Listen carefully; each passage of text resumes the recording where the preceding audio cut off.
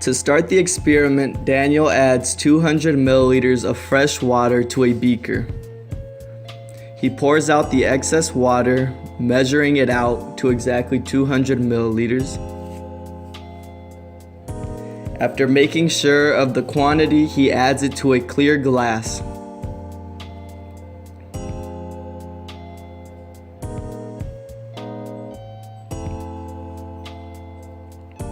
Daniel then starts to repeat the process with another clear glass and 200 milliliters of water.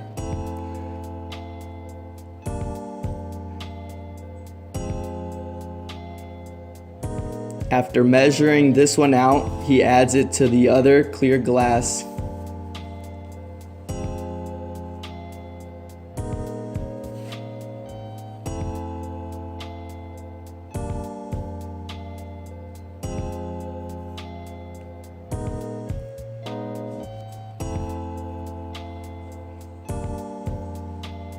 Comparing them side by side, you can see that they are both 200 milliliters.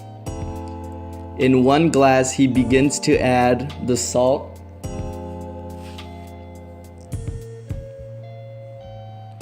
a few pinches of salt later, you have the fresh water and the salt water. Daniel then grabs the red and blue colored ice cubes.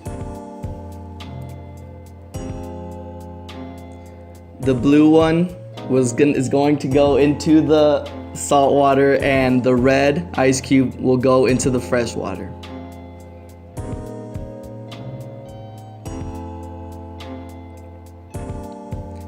After some difficulty in getting out the ice cubes, he adds the two to their respective glasses.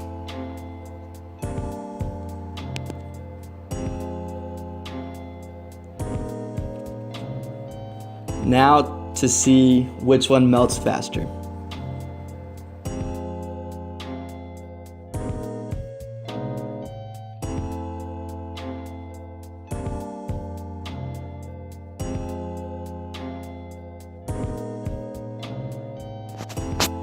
As you can see, the red ice cube melts faster.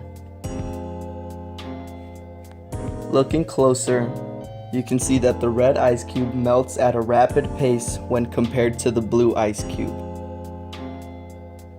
Here are some more angles to really capture that. The reason the red ice cube melts faster is because the blue ice cube in salt water is melting from the bottom up. The reason being that the salt water keeps the cold water from sinking, which is also why Gale was able to float. The cold melt water in the fresh water cup sinks to the bottom as cold water is more dense than warm. The same principle also applies to air, which is why John's hot air balloon rises and Sally's iced tea sinks. Here you can see that there is no more red ice cube, as it has completely melted while the blue ice cube is still intact. Since the cold melt water from the freshwater ice cube sinks, the warm water rises, circulating the water and melting the red ice cube faster. And as you can see, it is gone. Density affects floating, as the object or fluid that is less dense has buoyancy when added to a denser fluid. Some examples are blocks of wood that lay floating in water and honey that sinks when mixed with oil. Lastly, you can see the picture we drew of our predictions, which also coincidentally happened to be our observation. Thank you.